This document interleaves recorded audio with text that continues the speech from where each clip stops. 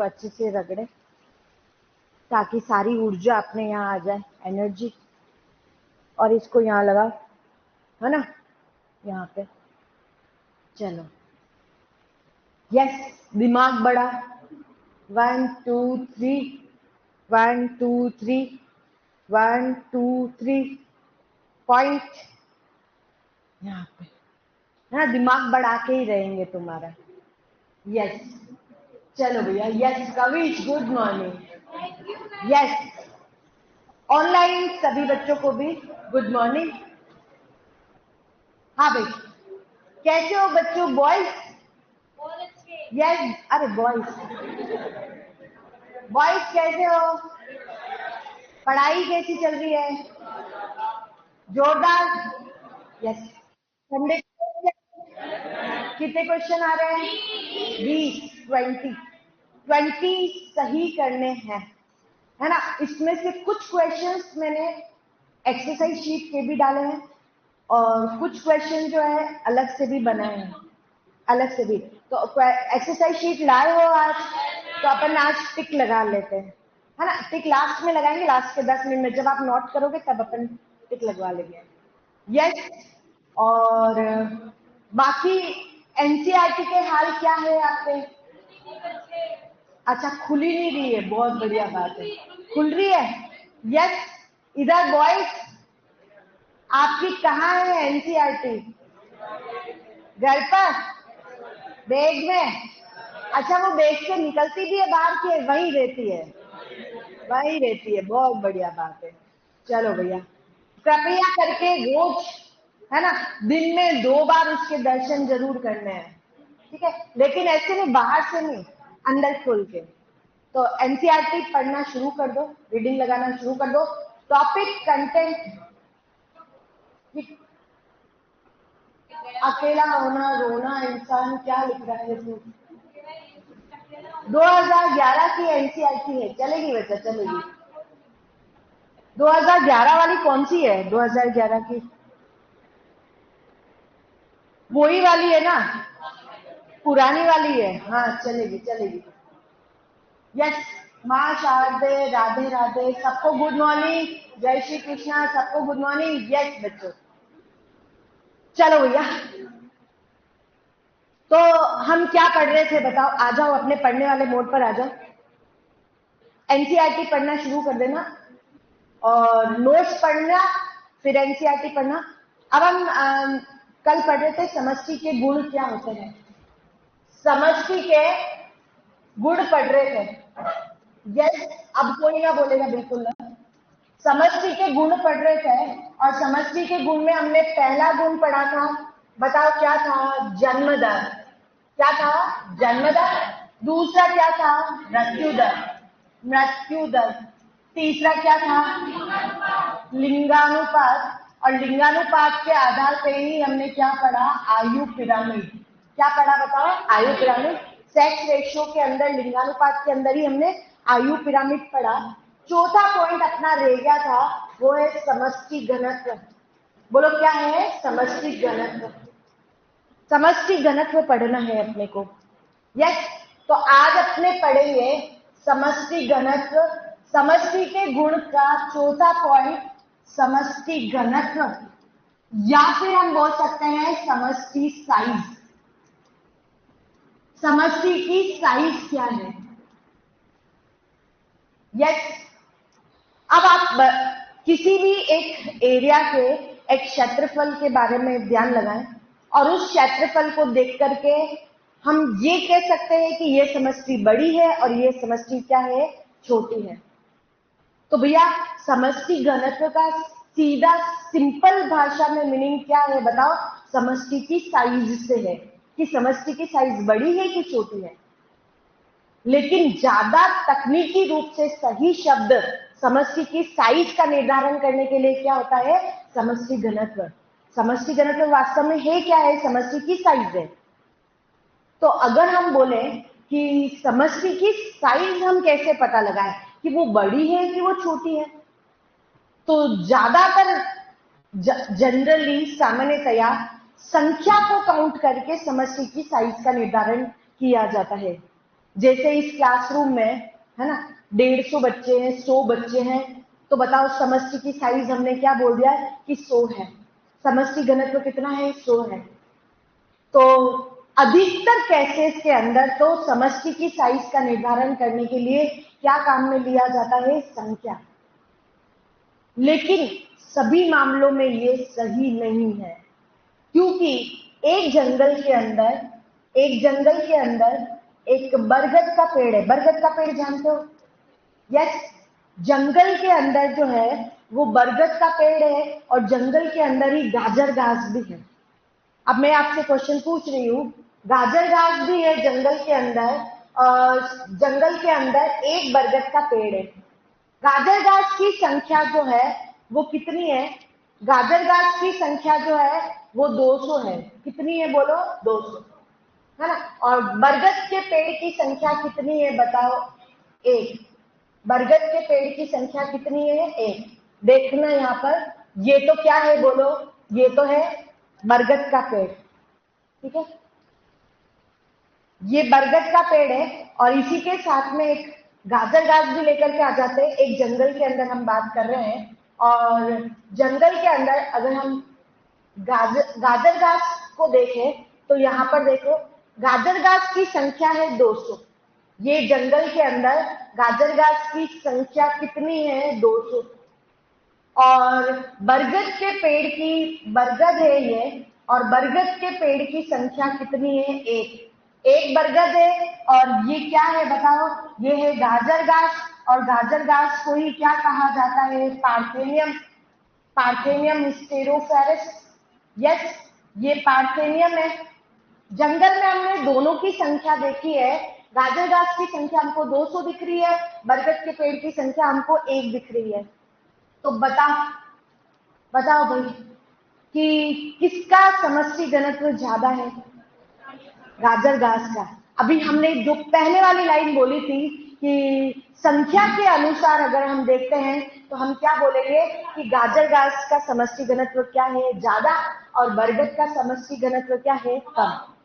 बरगद तो रोने लग गया, बरगद तो आंसू आ रहे बरगद के, तो भैया कैसे लोग हैं, मैं इतना विशाल कैनोपी वाला वृक्ष हूँ, इतना बड़ा क्षेत्रफल मैंने घेरा हुआ है और मेरे को बोल रहे हैं कि समष्टि घनत्व तो कम है, और वो भी इस तुच्छ गाजर घास के सामने, है ना। हालांकि हो सकता है गाजर घास की संख्या ज्यादा है, लेकिन अगर हम ये कह देते हैं कि गाजर घास के सामने बरगद का समष्टि घनत्व कम है, तो ये बरगद के लिए चुल्लू भर पानी में डूब कर मरने वाली बात है ना। क्योंकि इसका कैनोपी देखो, इसका विशाल घनत्व है चारों तरफ। यस, तो भाई यहाँ पे तो बड़ी दिक्कतें हो जाएगी भाई। बरगद अगर हम इस तरह से संख्या के हिसाब से मापन कर रहे हैं तो बरगद का पेड़ तो रोने लग गया भैया। क्या है, कैसे इंसान है, कैसे मनुष्य है, इनको समष्टि घनत्व ही नहीं निकालना आता है। तो हम ये नहीं बोल सकते कभी भी कि गाजर घास का समष्टि घनत्व ज्यादा है और बरगद का समष्टि घनत्व क्या है? कम है। अंडर एस्टिमेट हो, इसका मतलब बरगद का समष्टि घनत्व ज्यादा है और गाजर घास का क्या है बताओ? कम है। लेकिन अब हम यहाँ पे संख्या का मापन नहीं करेंगे, अब हम यहाँ पे उसको जे भार बोलेंगे। क्या बोलेंगे बताओ? जे भार। जे भार का मतलब होता है बायोमास, जीवित पदार्थ या कार्बनिक पदार्थ की मात्रा। तो बायोमास या जे भार के रूप में उसको मापेंगे। यहाँ पे अब हम संख्या से नहीं मापेंगे, हम इसका मापन किससे करेंगे बताओ? जे भार या बायोमास से करेंगे। तो बहुत सिंपल सी बात है, एक बात समझ में आ गई। जनरली समष्टि की साइज को क्या कहा जाता है बताओ? समष्टि की साइज को ही क्या कहा जाता है? समष्टि घनत्व। साइज से ज्यादा तकनीकी सही शब्द क्या है बताओ? समष्टि घनत्व। लेकिन समष्टि घनत्व का निर्धारण हम संख्या से कर रहे हैं। किससे कर रहे हैं बताओ? संख्या से। लेकिन हर मामले में ये सही नहीं है, क्योंकि कुछ मामले में ये गलत भी है। संख्या से गलत भी हो जाता है। जैसे जंगल में एक बरगद है और गाजर गाछ की संख्या 200 है, तो हम ये बिल्कुल भी नहीं कह सकते हैं कि गाजर गाछ का समष्टि घनत्व ज्यादा है और बरगद का समष्टि घनत्व क्या है, कम है, क्योंकि संख्या से यहाँ पे मापन नहीं हो सकता है। इसलिए संख्या की बजाय यहाँ पे जो शब्द काम में लेंगे वो हम क्या लेंगे, बोलो, जयभार। तो बताओ बरगद का जयभार क्या है, ज्यादा, और गाजर घास का जयभार क्या है, कम। कभी कभी कुछ मामले तो ऐसे होते हैं कि समष्टि की साइज का निर्धारण बिना देखे भी हो सकता है। अप्रत्यक्ष रूप से उसकी ना तो हमने कोई संख्या काउंट करी है, ना उसको देखा है, फिर भी उसकी समष्टि हम बता सकते हैं। जैसे जंगल के अंदर बाघ की गणना करनी हो, बाघ का समष्टि घनत्व बताना हो, तो बताओ कैसे बताएंगे। जंगल के अंदर बाघ या टाइगर को आपको देखना है, तो बताओ बाघ को गणना कैसे करोगे। उनके पग चिन्ह देखोगे, फुट मार्क्स देखोगे, और पग चिन्ह देख करके और उनकी मल गुलिकाओं की गणना करके उसको हम पता लगा सकते हैं कि इस जंगल में बाघ का समष्टि घनत्व कितना है। तो ये कुछ तरीके हैं जहां से हमको समष्टि घनत्व या समष्टि की साइज का पता लगाया जा सकता है। और अभी तक और इसके ऊपर रिसर्च चल रही है कि ज्यादा अच्छी तरीके से हम समष्टि की साइज की गणना कैसे करें। तो जो इकोलॉजिस्ट ने जो अपनी एनसीईआरटी के अंदर जो बातें लिखी हुई है, हम उन्हीं बातों को यहाँ पे पढ़ रहे हैं। तो एक बार इसको लिख लेंगे, समष्टि घनत्व या समष्टि की साइज, इसको लिख भी लेंगे साथ में। समष्टि घनत्व या समष्टि की साइज में लिखना, समष्टि समष्टि घनत्व का निर्धारण संख्या से किया जाता है। संख्या से, समष्टि घनत्व का निर्धारण संख्या से किया जाता है।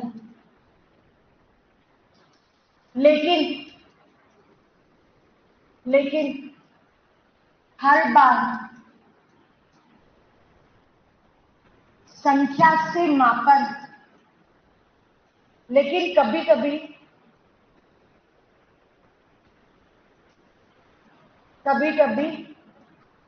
संख्या से मापन, संख्या से समष्टि घनत्व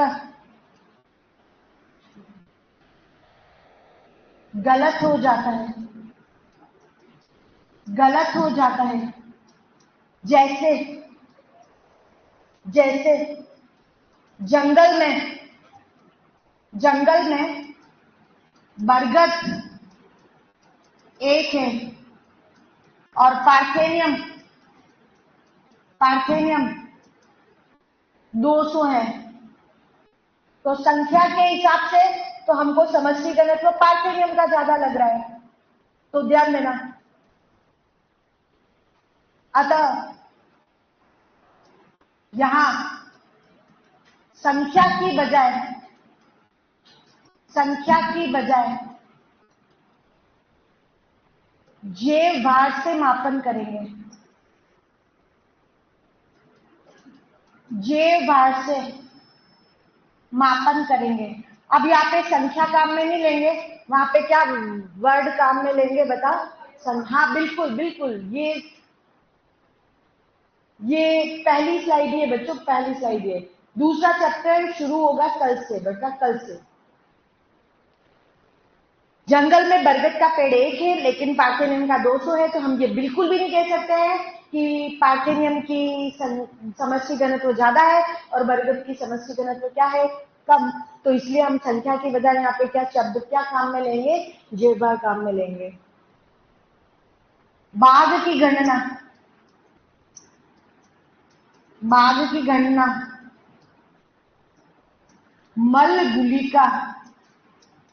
मल गुलिका, उसका जो वेस्ट निकलता है, मल निकलता है, उन गुलिकाओं की संख्या को काउंट करके मल गुलिका व पग चिन्ह को देखकर करते हैं। बाघ की गणना मल गुलिका व उनके पग चिन्हों को देख करके करते हैं।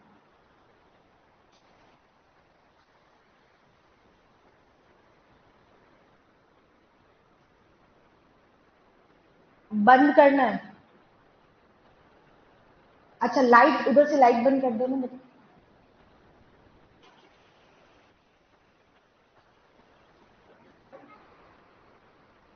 पंखा चलाए।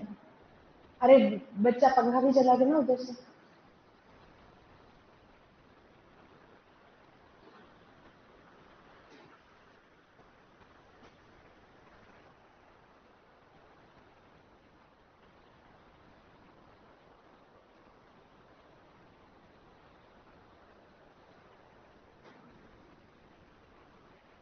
बिल्कुल सिंपल बात, तीन नाम एक साथ है।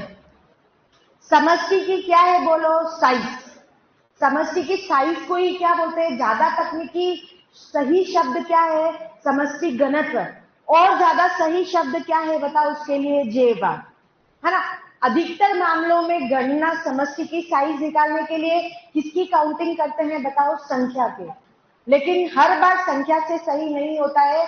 जैसा कि आपने देखा है कि बरगद के पेड़ का बरगद की संख्या 1 है लेकिन इसका समष्टि घनत्व ज्यादा है। गाजर घास की संख्या 200 है लेकिन इसका समष्टि घनत्व क्या होता है? कम होता है। तो हर बार संख्या से सही नहीं होता है। ये जो है, ये इसके लिए ज्यादा तकनीकी सही शब्द क्या है बोलो? जे बार है। तो समष्टि घनत्व को बहुत बार हम संख्या से नहीं माप करके उसको किस में मापते हैं बताओ? जे बार से मापते हैं। बरगद का समष्टि घनत्व अधिक क्यों होगा? यस बच्चों, बिल्कुल। आपको पता है प्रकाश संश्लेषण के द्वारा बरगद जो है वो कितना ज्यादा कार्बनिक पदार्थ बनाएगा, है ना। तो उसका एरिया भी उसने ज्यादा कवर करके रखा हुआ है। गाजर घास एक कितने से छोटे से क्षेत्रफल में इतनी सी है और बरगद इतने विशाल जगह को घेरे हुआ है। तो बरगद का ही समष्टि घनत्व ज्यादा है ना। गाजर घास की तुलना में बरगद का समष्टि घनत्व ज्यादा है। टेस्ट में क्या आएगा? टेस्ट में बच्चों शनिवार तक जितना पढ़ाएंगे वो सब आएगा। हाँ, सैटरडे तक जितना पढ़ाएंगे सब आएगा। चलो भैया, चले आगे। ये तो हो गया समष्टि के गुण। अब नेक्स्ट है समष्टि की वृद्धि। समष्टि की वृद्धि, यस। समष्टि के गुण, चारों गुण हो गए। अब समष्टि की क्या है बोलो? वृद्धि। समष्टि की वृद्धि को प्रभावित करने वाले चार कारक। समष्टि की वृद्धि को प्रभावित करने वाले कारक कौन कौन से हैं? पहले उन कारक के बारे में देखते हैं। पहला है जन्म दर। क्या है बोलो? जन्म दर। दूसरा है मृत्यु दर। मृत्यु दर। तीसरा क्या है? तीसरा है आप्रवासन। आप्रवासन। और चौथा है उत्प्रवासन। उत्प्रवासन। कुछ दो नए नाम है, ध्यान देना। जन्म दर को इंग्लिश में यहाँ पे बोलते हैं नेटिलिटी और इसको कैपिटल बी से लिखते हैं। मृत्यु दर को इंग्लिश में बोलते हैं मॉर्टेलिटी और इसको कैपिटल डी से लिखते हैं। आप्रवासन को बोलते हैं इमिग्रेशन और इमिग्रेशन को आई से लिखते हैं। और उत्प्रवासन को बोलते हैं ई माइग्रेशन और ई माइग्रेशन को कैपिटल ई से लिखते हैं। ध्यान देना, किसी भी समष्टि के अंदर वृद्धि हो रही है कि कमी हो रही है, उसको प्रभावित करने वाले चार कारक है। पहला कारक बोलो क्या है? जन्म दर। सभी बच्चे बोलो क्या है? जन्म दर। दूसरा क्या है? मृत्यु दर। तीसरा क्या है? आप्रवासन। चौथा क्या है? उत्प्रवासन। अगर इस क्लास के बारे में बात करें या हम सोच ले कि हम जिस जगह पर रह रहे हैं, अपना ये कालका माता रोड या इस कैंपस के बारे में बात करें, तो बताओ इस क्लास में समष्टि अभी कितनी है? 100। मान ले 100 है। आपको 1 साल के लिए यहीं पे छोड़ दिया जाए, हम अगले साल आएंगे वापस काउंट करने। आपको रहने के लिए, खाने के लिए सारी सुख सुविधाएं दे दी जाती है, आपको यहीं छोड़ के चले गए। अगले साल आए तो पता चला 100 नहीं है, 110 हो गई है। एक भी नहीं है, 110 हो गई है। मतलब जन्म हुआ है कुछ नयों का, बात समझ में आई है? कुछ नयों का क्या हुआ है बताओ? जन्म हुआ है, उसी को क्या कहा जाता है? जन्म दर। 10 तो इसमें नए जन्म हो गए, लेकिन 2 मर भी तो गए। 2 की क्या हो गई बताओ? मृत्यु। और ये 3 बच्चे थे ना आगे के, ये 3 बच्चे, ये इस समष्टि को छोड़कर चले गए। चले गए, उसको क्या कहा जाता है? उत्प्रवासन। बोलो क्या कहा जाता है? उत्प्रवासन। और 4 कुछ नए बाहर से यहाँ पर आ गए रहने के लिए। उन्होंने कहा चलो ठीक है यहीं रहते हैं, तो उसको क्या कहा जाता है? अप्रवासन। एक दी गई समष्टि है, उसमें बाहर से कोई रहने आ जाता है, उसको क्या कहा जाता है? अप्रवासन। और इसको छोड़ करके कोई चला जाता है, उसको क्या कहा जाता है? उत्प्रवासन। और समष्टि में नया कोई पैदा हुआ है, उसको क्या कहा जाता है? जन्मदर। और कोई मरा है, उसको क्या कहा जाता है? मृत्युदर। तो अगर हम बात करें समष्टि की वृद्धि की, तो सबसे पहले तो हम उसका आरंभिक समष्टि घनत्व देखेंगे। समष्टि घनत्व, और समष्टि घनत्व को हम किससे लिखते हैं बताओ? आपको कैपिटल एन से लिखते हैं। समष्टि घनत्व को कैपिटल एन से लिखते हैं। भाई यहाँ पे कुछ नयों का जन्म हुआ है, तो नयों का जन्म हुआ है, इसको क्या बोलेंगे? बोलो जन्मदर। जन्मदर को किससे लिखेंगे बताओ? कैपिटल बी से। अगर ये आरंभिक समष्टि से जुड़ जाती है संख्या, तो बताओ प्लस होगा कि नहीं होगा? होगा। समष्टि घनत्व में जन्म हो रहा है, तो बताओ जनसंख्या बढ़ रही है, समष्टि घनत्व बढ़ रहा है कि नहीं बढ़ रहा है? बढ़ रहा है। बताओ समष्टि की वृद्धि हो रही है कि नहीं हो रही है? हो रही है ना? और यहाँ पे हम लिख रहे हैं, ये यहाँ पर इसको क्या कहा जाता है? आप्रवासन। बोलो क्या कहा जाता है? आप्रवासन। और आप्रवासन को किससे लिखते हैं बताओ? आई से। ये किसी बाहर की जगह से अपने यहाँ पर रहने के लिए आ गए हैं, तो क्या बताओ अपनी समष्टि में वृद्धि कर रहे हैं कि नहीं कर रहे हैं? कर रहे हैं। तो ये भी क्या हो गया बताओ? प्लस। 2 से क्या हो रहा है? प्लस। किससे प्लस? किससे हो रहा है बताओ? एक बी से और एक आई से। 2 से क्या हो रहा है? माइनस, है ना? यहाँ पे कुछ लोग मर चुके हैं। मर चुके हैं मतलब क्या हो गया बताओ? मृत्यु दर। और मृत्यु दर को किससे लिखते हैं? कैपिटल डी से। तो बताओ इससे तो क्या हो रही है? माइनस। समष्टि घनत्व क्या हो रहा है? कम। और कुछ यहाँ से छोड़ करके क्या हो रहे? जा रहे हैं। और जा रहे हैं, उसको क्या कहा जाता है? उत्प्रवासन। और उत्प्रवासन को क्या लिखा जाता है? ई से। तो बताओ इससे भी क्या हो रही है? माइनस। अब देखो 4 कारक समझ में आ गए। पहला बोलो क्या है? जन्मदर। दूसरा क्या है? मृत्युदर। तीसरा क्या है? आप्रवासन। चौथा क्या है? उत्प्रवासन। प्लस किससे हो रही है? समष्टि घनत्व में वृद्धि किससे हो रही है? बी और आई से। और कमी किससे हो रही है? डी और ई से। अगर इस समष्टि में कोई बाहर से आ गया है, उसको क्या कहेंगे? आप्रवासन। यहाँ पे और किसी का जन्म हुआ है, तो क्या होगा बताओ? वृद्धि होगी। किसी की मृत्यु हुई है, तो क्या होगी बताओ? कमी। और कोई यहाँ से छोड़ के चला जाएगा, उसको क्या कहेंगे? उत्प्रवासन। 2 सबसे इंपॉर्टेंट कारक है किसी भी समष्टि के घनत्व में। समष्टि की वृद्धि के लिए 2 मोस्ट इंपोर्टेंट कारक है, बताओ वो कौन से हैं? जन्मदर और मृत्युदर। बताओ 2 इंपोर्टेंट कारक कौन से हैं? एक तो क्या है? जन्मदर, और एक क्या है? मृत्युदर। लेकिन क्वेश्चन ये आ जाए कि अगर नई कॉलोनी बनी है, तो बताओ उस समय इंपॉर्टेंट कारक कौन सा होगा? महत्वपूर्ण कारक कौन सा होगा? आप्रवासन। अगर नई कॉलोनी बनी है, तो वहां पे तो बाहर से आने वालों की संख्या चाहिए होती है, तो बाहर से आके लोग रहेंगे, ये होगा तभी तो नई कॉलोनी बन पाएगी। तो अगर कोई नई बस्ती बनी है, तो सबसे इंपॉर्टेंट कारक कौन सा होता है? आप्रवासन। और बाकी 2 इंपॉर्टेंट कारक है जन्मदर और मृत्युदर। अब मेरा एक क्वेश्चन है, ध्यान से सुनना और उसका आपको आंसर बताना है ना? एक समष्टि के अंदर, है ना, वर्तमान अभी हम किसी एक जगह की बात कर रहे हैं, एक समष्टि में चूहों की संख्या, चूहों की संख्या जो है, चूहों की संख्या 200 है। बताओ कितनी है? 200। वहां पे चूहों ने जनन करके, है ना, 50 चूहे नए पैदा हुए।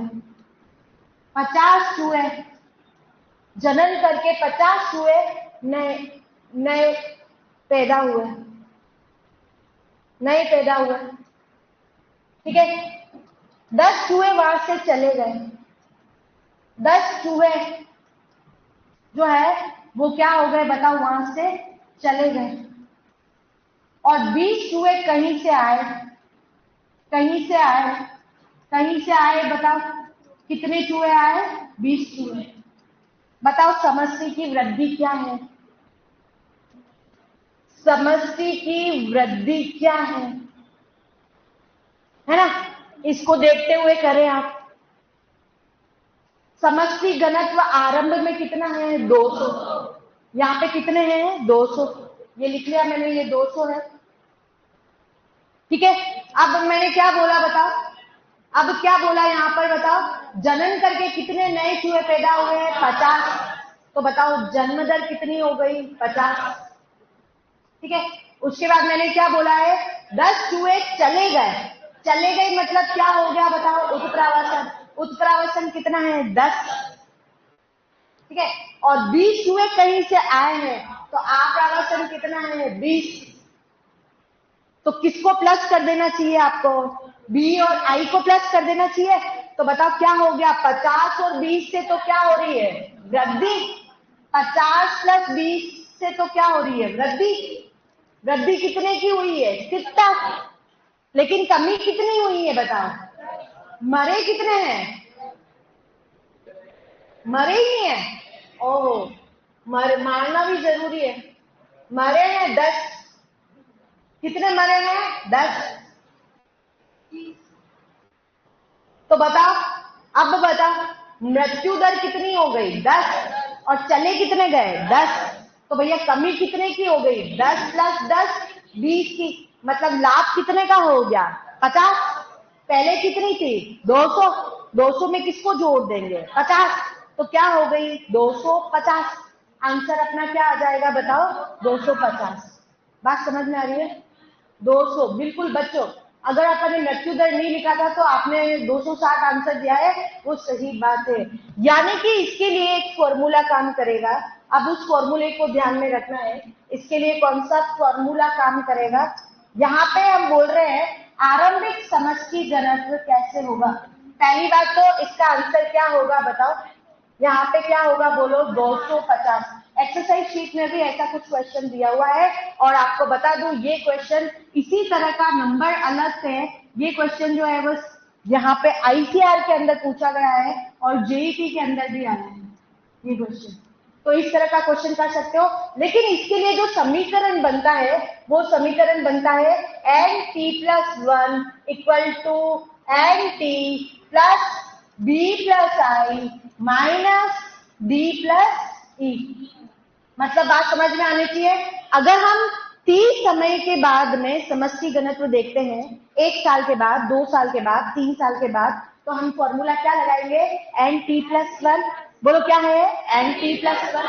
एन टी उस समय आरंभिक समष्टि घनत्व क्या है? वो हमने लिख लिया 200। 200 क्या हो गया? एन टी प्लस इसमें किसको जोड़ेंगे बताओ? बी प्लस आई। बी क्या है बोलो? जन्मदर। सभी बच्चे बोले बी क्या है? जन्मदर। आई क्या है? आप्रावसन। बी क्या है? मृत्यु दर। ई क्या है? उत्प्रावसन। तो मृत्यु दर और उत्प्रावसन को माइनस कर देंगे। किसमें से माइनस करेंगे बताओ? जन्म दर और आप्रावसन से। तो बी प्लस आई को जोड़ करके माइनस क्या कर देंगे? डी प्लस ई। तो वो क्या निकल जाएगा बताओ? समष्टि घनत्व। इतना ज्यादा डिटेल आपको इतना फॉर्मूला लगा के करने की जरूरत ही नहीं है। आपको सीधा यहाँ पे क्या करना था? कितने बड़े हैं कितने कम हुए हैं, तो बताओ यहाँ पे ये 50 नए चूहे पैदा हुए, इसको क्या लिखेंगे बताओ? कैपिटल बी, है ना। चले गए उसको क्या लिखेंगे बताओ? Capital E. मरे उसको क्या लिखेंगे? Capital D. और कहीं से आए हैं उसको क्या लिखेंगे? Capital I. तो सीधा फॉर्मूला क्या करना है? B plus I minus D plus ई। तो बताओ बी प्लस आई यहाँ पे क्या है बताओ? जल्दी बोलो। बी प्लस आई बोलो क्या है? 50 प्लस 20 और माइनस करना है डी प्लस ई से। डी बोलो क्या है? 10 प्लस 10 कितने हो गए ये बताओ? 70 माइनस 20 कितने हो गया? 50। आरंभिक कितने थे? 200। 200 में 50 जोड़ देंगे, आंसर क्या आएगा? 250। सिंपल। तो इस तरह से इसको क्या करना है बताओ? सॉल्व करना है। यस पूजा, यस वापस समझाते, एक बार इसको लिख ले, एक बार इसको लिख ले। यस समष्टि की वृद्धि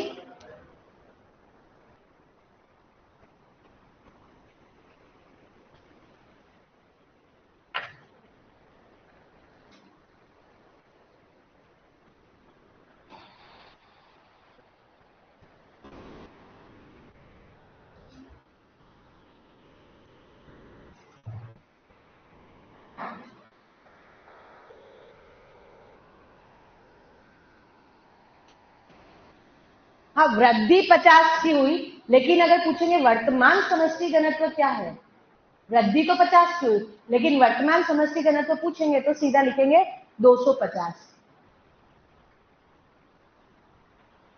टाइम दे रखा हो, टाइम नहीं दिया होगा, है ना, समय नहीं दिया होगा, क्योंकि हम समय के बाद में ही समष्टि घनत्व निकाल रहे हैं, तो उसके बाद तो हमको निकालना है, समय के साथ में समष्टि घनत्व हमको निकालना है, इसलिए इसमें टाइम नहीं दे रखा होगा।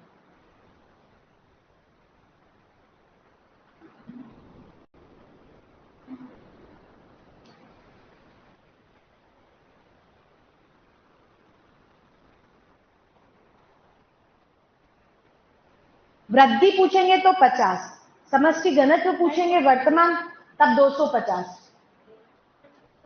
Yes, completed.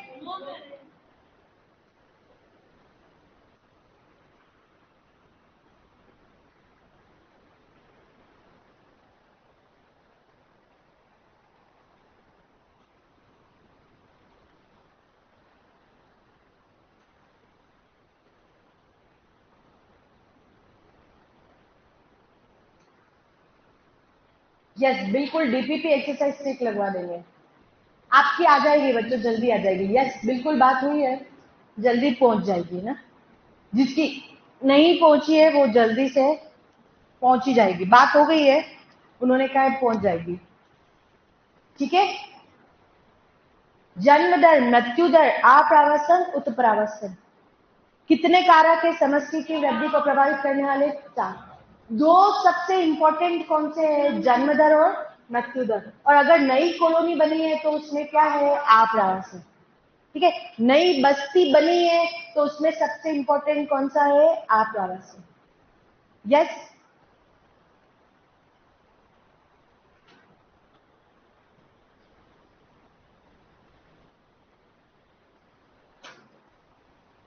चले आगे।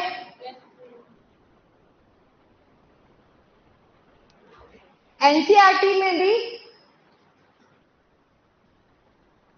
ये दे रखा है, चलो इसको पहले बाद में करेंगे, पहले इसको लिख लो, पहले ये लिख लो, ये एनसीईआरटी में बिल्कुल ऐसे ही लिखा हुआ है ना।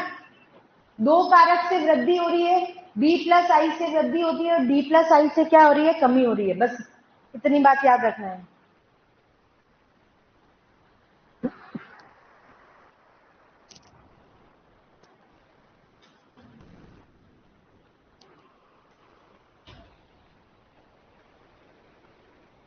बी प्लस आई से वृद्धि हो रही है और डी प्लस ई से कमी हो रही है। समष्टि के अंदर वृद्धि किससे हो रही है? अपने आप, वैसे तो अपने आप ही पता चल रहा है, फिर भी थोड़ा और इजी हो जाएगा कि बी प्लस आई से वृद्धि हो रही है और डी प्लस ई से क्या हो रही है? कमी हो रही है। आप्रावस्थन का मतलब कहीं से आए हैं, कहीं से आए हैं उसको कहा जाता है आप्रावस्थन, और इस समष्टि को छोड़कर चले गए हैं उनको क्या कहा जाता है? उत्प्रावस्थन। चले गए इस समष्टि को छोड़ करके, इसको छोड़कर चले गए उसको क्या कहा जाता है? उत्प्रावस्थन। और कहीं से और जगह से रहने आ गए उसको क्या कहा जाता है? आप्रावस्थन।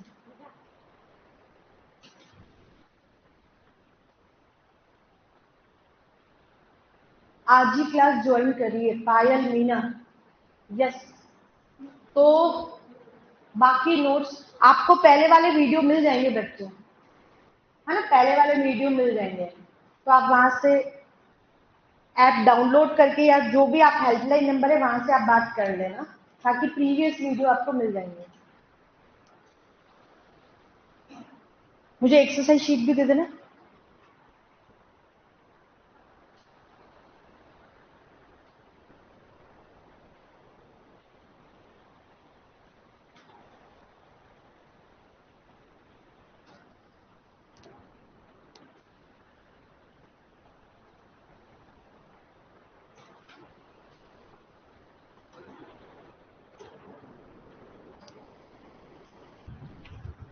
यस, लिख लिया पीछे बॉयज, लिखने के बाद तुरंत याद करना है।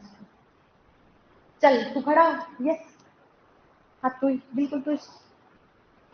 अगर एक समष्टि के अंदर, है ना, आप भी सोच के रखना जिसने लिख लिया है, अगर एक समष्टि घनत्व, कहीं का समष्टि घनत्व 1000 है, ध्यान देना, क्वेश्चन सुनते ही आंसर देना।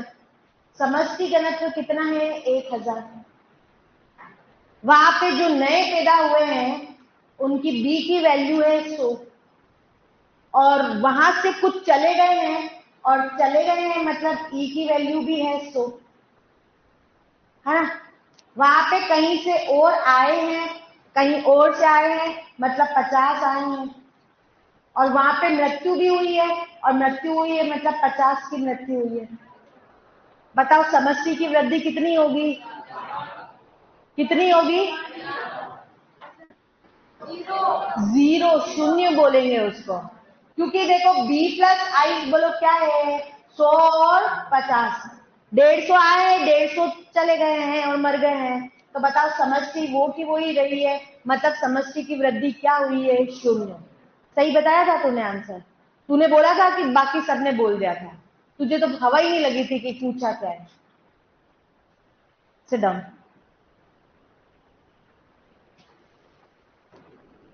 यस, 0, 0 सही है, 0। ठीक है, तो इस तरह से क्वेश्चन आएगा तो आराम से आप कर पाओगे। लिख लिया ये? जल्दी से करे भैया। किसका लिखना बाकी है? एक अकेले तू ही है, उसके देख के लिख लो। चल, ये क्वेश्चन एक्सरसाइज शीट में दे रखा है, लिखना है, लिख लो, लिख लो, लिख लो, अभी याद रहेगा। जल्दी से लिख लेना।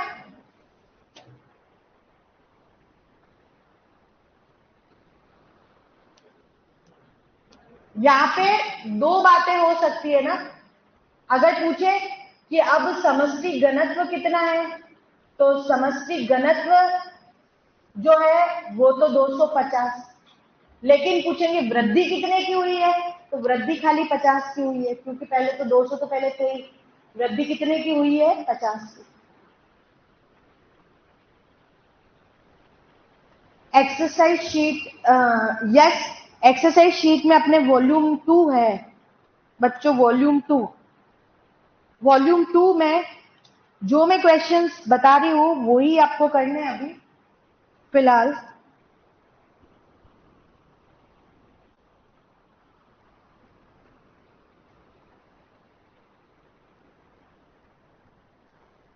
ये रेड पेन देना।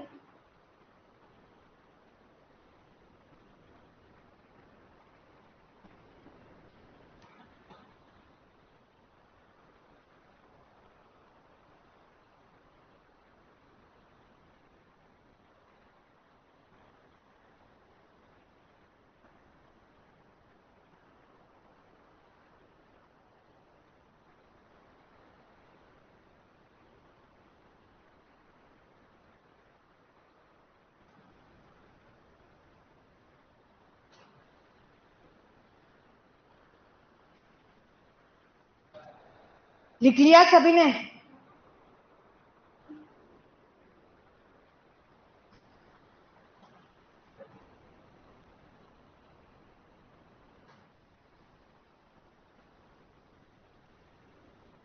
चलो, लिखने के बाद नोट होगी।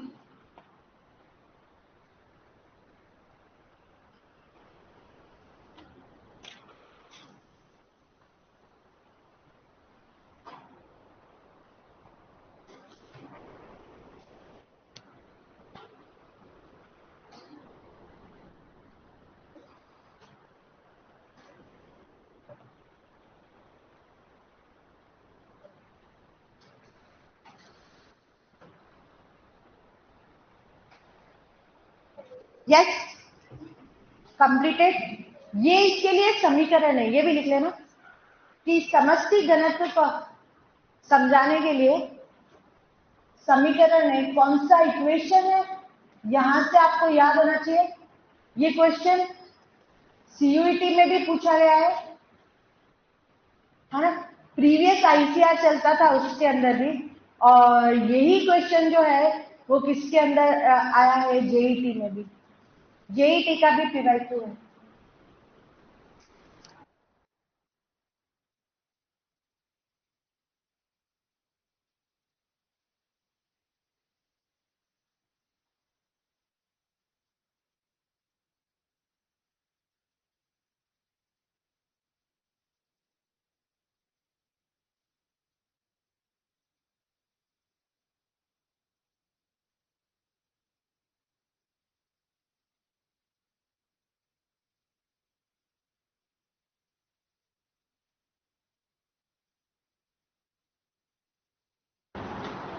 चलो अब एक बार एक्सरसाइज शीट निकालो।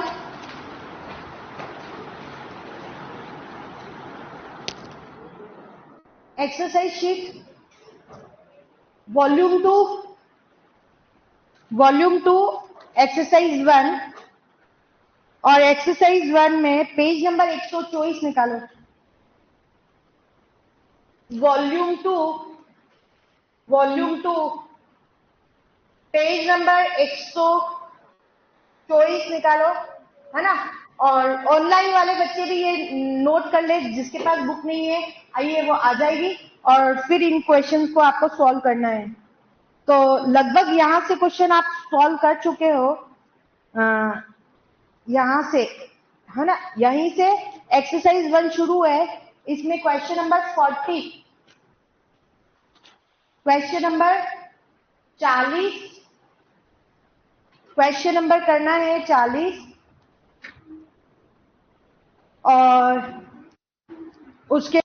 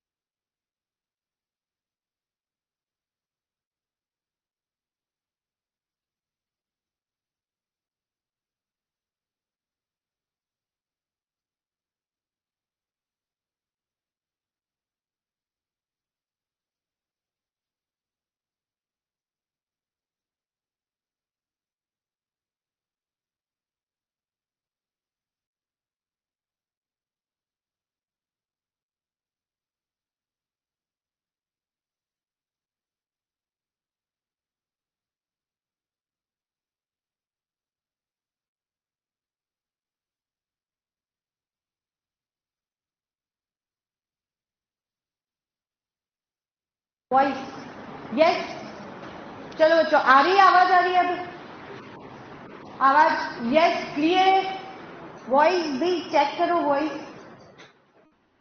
वॉइस अभी भी नहीं आ रही है, क्या दिक्कत है? आ रही है, यस,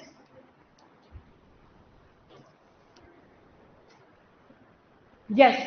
वृद्धि मॉडल, बोलो क्या है वृद्धि मॉडल? दो प्रकार के वृद्धि मॉडल है और यहां से क्वेश्चन जेईटी में भी पूछा जाता है और सीयूईटी में भी क्वेश्चन आता है। एक तो है चरघातांकी, बोलो कौन सा है? चरघातांकी वृद्धि मॉडल, और दूसरा है संभार तंत्र वृद्धि मॉडल।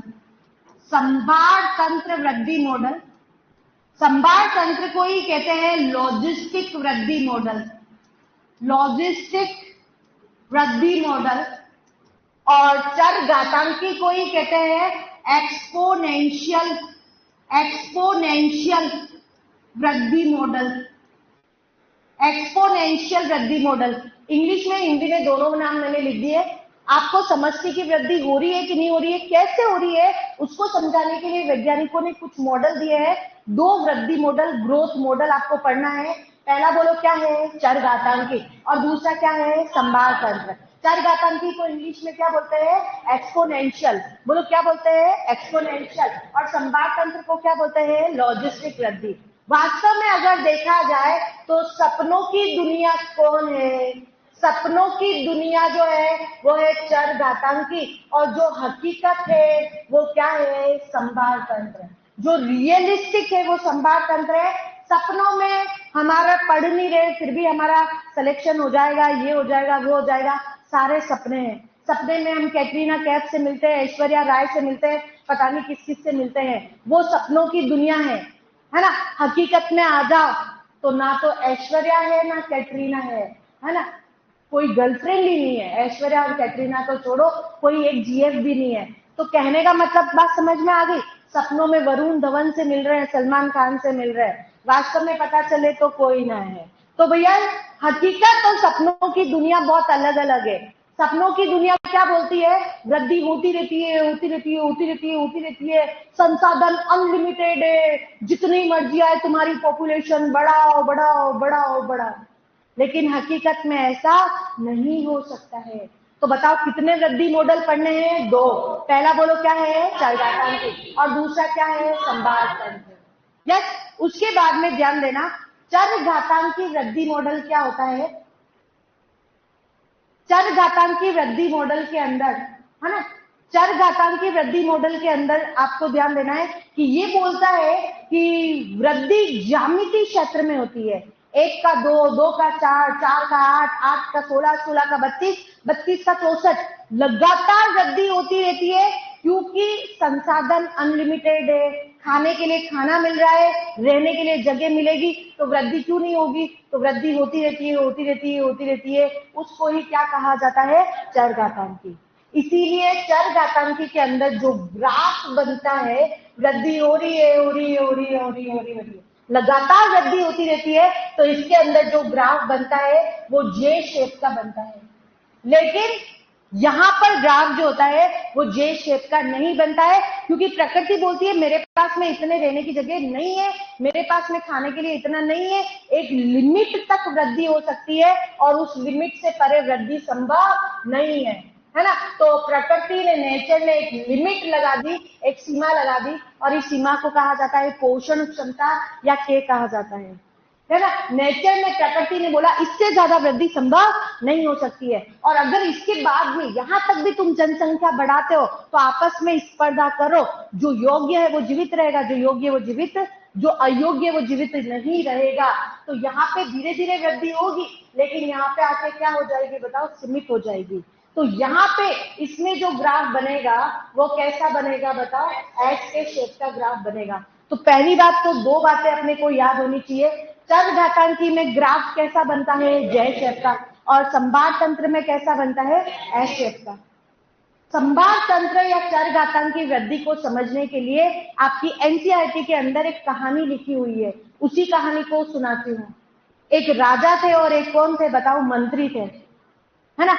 क्या ऐसा पॉसिबल है? क्या उसी कहानी को समझ रहे हैं? एक राजा और एक मंत्री थे। आपको पता है राजा और मंत्री, है ना, राजा महाराजा के समय में उनका एक फेवरेट गेम होता था, क्योंकि उस समय पीवीआर पिक्चर देखने तो कहीं जा नहीं सकते थे, है ना, मूवीज चलती नहीं थी, तो भैया अपना मनोरंजन के लिए वो शतरंज खेलते थे। क्या खेलते थे? शतरंज। उनका फेवरेट पसंदीदा जो गेम था वो शतरंज था। और शतरंज में राजा और मंत्री दोनों खेलते थे। राजा मंत्री से शर्त भी लगाता था कि अगर तू जीत जाएगा तो तू जो मांगे वो तुझे दिया। तो वैसे ही राजा और मंत्री शतरंज खेल रहे थे। शतरंज में मंत्री को बोला कि जीतूंगा तो मैं ही हूं वैसे, लेकिन फिर भी तू जीत जाएगा तो तू जो मांगे वो तुझे दे दिया जाएगा। मंत्री ने बोला कि ये तो बहुत अच्छी बात है, चलो शर्त मान ली उसने। राजा ने बोला चल तुझे क्या चाहिए बोल, मांग, तू जो मांगे वो तुझे दिया, अगर तू जीत गया तो। मंत्री ने कुछ सोचा और सोचकर कहा मुझे ज्यादा कुछ नहीं चाहिए, मुझे खाली गेहूं के कुछ दाने चाहिए। क्या चाहिए बताओ? गेहूं के कुछ दाने। राजा ने बोला अरे गेहूं के दाने क्या मांगा? मांगा सोना मांगता, चांदी मांगता, कोई महल मांगता, कोई जगह मांगता तो समझ में आती, तूने तो खाली गेहूं के दाने मांगे। तो मंत्री ने बोला हाँ बस मुझे कुछ गेहूं के दाने चाहिए, लेकिन जितने शतरंज में खाने हैं, शतरंज में कितने खाने होते हैं? 64। पता है आपको? कभी देखा होगा? तो उसने कहा एक खाने में मुझे एक गेहूं का दाना चाहिए, दूसरे में 2, तीसरे में उसका डबल करके, चौथे में उसका डबल करके। मतलब बात समझ में आ रही है? उसने मंत्री ने क्या मांगा? मंत्री ने बोला कि गेहूं, इसमें शतरंज में जितने खाने होते हैं उस खानों में डबल करके गेहूं के दाने दे देना। मतलब एक खाने में एक गेहूं का दाना हो गया, तो दूसरे में क्या हो गया? 2, तीसरे में क्या हो गया? 4, चौथे में क्या हो गया? 8, नेक्स्ट में क्या हो गया? 16, नेक्स्ट में 32, नेक्स्ट में 64, ऐसे डबल करते हुए देते जाना। तो राजा ने लगा अरे इतनी सी शर्त है, चलो भैया ठीक है तुम्हारी शर्त पूरी कर देंगे। और अब दोनों ने खेलना शुरू किया और दुर्भाग्यवश मंत्री क्या है, जीत गया और राजा हार गया। मंत्री ने बोला अब मेरी शर्त पूरी करो। राजा ने अपने जो दास थे उनको बोला जाओ 1-2 किलो गेहूं लेके आ जाओ, इसको गेहूं के कुछ दाने देने हैं। तो उसके भी दास गए और 1 किलो गेहूं लेकर के आ गए। उन्होंने सोचा 64 कॉलम में ही तो रखना है, आराम से रख देंगे। तो देखो पहले खाने में कितने रखे? 1, दूसरे में 2, नेक्स्ट 4, 8, 16, 32, 64, आगे बोलो 128, आगे बोलो 256, आगे बोलो लगभग अप्रोक्स लिख लेते अपन, है ना, 512 लगभग मान लेते। नेक्स्ट में क्या होंगे? 1000, नेक्स्ट क्या होंगे? 2000, नेक्स्ट बोलो 4000, नेक्स्ट बोलो 8000, नेक्स्ट बोलो 16000, नेक्स्ट बोलो 32000, नेक्स्ट बोलो 64000, है, और नेक्स्ट बोलो 1,20,000, लगभग 1 लाख मान लेते। नेक्स्ट बोलो 2 लाख, नेक्स्ट बोलो 4 लाख, नेक्स्ट बोलो 8 लाख, नेक्स्ट बोलो 16 लाख। गेहूं के दाने बढ़ते जा रहे। 16 के कितने हो गए? 32, 32 के 64 लाख, और 64 लाख के 1 करोड़, 1 करोड़ के 2 करोड़, 2 करोड़ के 4 करोड़, 4 करोड़ के 8 करोड़, और उसके 32 खाने भी ना, आधे खाने भी ना मगर भरे थे, और पूरे राज्य का आधा गेहूं खत्म हो गया। मंत्री का दिमाग देखा, आधे खाने भी ना भरे और राज्य का आधा गेहूं खत्म हो गया। राजा ने मंत्री के सामने हाथ जोड़ दिए, तुम बहुत बुद्धिमान हो, मैं बहुत मूर्ख हूं, मैं तुम्हारी शर्त पूरी नहीं कर सकता, पूरा राज्य भूखा मरेगा। तो चरघातांकी की वृद्धि यही बोल रही है, चरघातांकी की वृद्धि ऐसे ही बोल रही है, 1 का 2 होगा, 2 का 4, 4 का 8, 8 का 16, 16 का 32, ऐसे वृद्धि होती रहेगी, होती रहेगी, होती रहेगी। क्या ये संभव है कि सपना है? सपना है। अगर पैरामीशियम ऐसे ही वृद्धि करता रहा, आपको पता है ना कि पैरामीशियम एक दिन में 1 से 2 बन जाता है। अगर पैरामीशियम ने ऐसे ही वृद्धि करता रहा तो बताओ इस पूरी पृथ्वी के ऊपर पैरामीशियम के अलावा कोई दूसरा प्राणी दिखाई देगा क्या? करोड़ों, कितनी संख्या, 10 दिन में उसकी संख्या इतनी बढ़ जाएगी। तो भैया इसका मतलब चरघातांक की वृद्धि संभव नहीं है। वास्तव में हकीकत जो है वो बोलो क्या है? संभार तंत्र है, लॉजिस्टिक है। तो बताओ चरघातांकी में ग्राफ कैसा बनता है? जय शेप, और संभार तंत्र में कैसा बनता है? L shape. तो थोड़ा सा इसको एक बार रिवाइज कर लेना। चलो हमने क्या पढ़ा था बताओ, जल्दी बताओ। हमने क्या पढ़ा था? समष्टि घनत्व। जल्दी सभी बच्चे बोलेंगे समष्टि घनत्व को क्या बोलते हैं? समष्टि की साइज। समष्टि घनत्व को क्या बोलते हैं? समष्टि की साइज। समष्टि घनत्व का निर्धारण किससे किया जाता है? संख्या से। लेकिन कभी कभी संख्या से समष्टि घनत्व क्या हो जाता है? गलत। जैसे जंगल में बरगद की संख्या कितनी है? 1। और पार्थिनियम की संख्या कितनी है? 200। तो क्या अब हम इसको संख्या में मापेंगे क्या? नहीं। उसके लिए क्या शब्द काम में लेंगे? जेबार। तो बताओ किसका जेबार ज्यादा है? बरगद का। यानी कि बरगद का समष्टि घनत्व क्या है? ज्यादा। पार्थिनियम का समष्टि घनत्व क्या है? कम। बाघ की गणना करने के लिए क्या देखा जाता है? मलगुलिका। और क्या देखा जाता है? पग चिन्ह। उसमें जंगल में हम बाघ की गणना कर सकते हैं। समष्टि की वृद्धि को प्रभावित करने वाले 4 कारक। पहला बोलो क्या है? जन्म दर। सभी बच्चे बोलो क्या है? जन्म दर। दूसरा बोलो मृत्यु दर। तीसरा बोलो अप्रवासन। चौथा बोलो उत्प्रावासन। अच्छा, समष्टि की वृद्धि को प्रभावित करने वाले 2 महत्वपूर्ण कारक कौन से हैं? जन्म दर और मृत्यु दर। नई कॉलोनी बनी है तो अप्रवासन। कहीं से आ गए उनको क्या कहा जाता है? अप्रवासन। कहीं यहाँ से चले गए उनको उत्प्रावासन। किसके 2 कारक के कारण समष्टि बढ़ती है? जन्म दर और अप्रवासन। और किसके कारण समष्टि में कमी होती है? मृत्यु दर और उत्प्रावासन से। अच्छा, इसका फॉर्मूला क्या हो जाता है बताओ? NT+1। बोलो क्या है? NT+1 बराबर NT plus B+I minus B+C। बिल्कुल रटते रटाया इसको याद कर लेना। अच्छा, वृद्धि मॉडल कितने हैं? 2। पहला क्या है? चरघातांकी। दूसरा क्या है? संभार तंत्र। चरघातांकी में राजा और मंत्री वाला किस्सा याद रखना। क्या हकीकत है क्या? नहीं। क्या है बोलो? सपनों की दुनिया, है ना। ग्राफ कैसा बनता है? जे आकार का। और ये क्या है बोलो? हकीकत। और हकीकत में ग्राफ कैसा बनता है? एस आकार का। यस, यहां तक एक बार इसको पढ़ के आना। एनसीईआरटी से इसको रीडिंग लगा के आओगे। चरघातांकी, संभार तंत्र अगर कोशिश करना, समष्टि के गुण सारे पढ़ के आ जाना। समष्टि के गुण और समष्टि की वृद्धि जो फॉर्मूला दिया है वो एनसीईआरटी से पढ़ के आना। कल मैं आपसे पूछूंगी। और ये नहीं लिखा है? लिखो ना।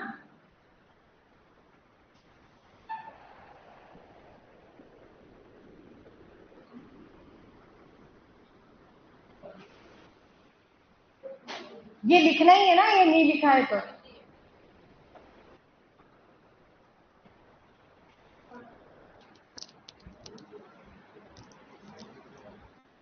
क्वेश्चन बेटा बोर्ड पे लिखे हुए हैं। क्वेश्चन बोर्ड पे लिखे हुए हैं, वो नोट कर लेना।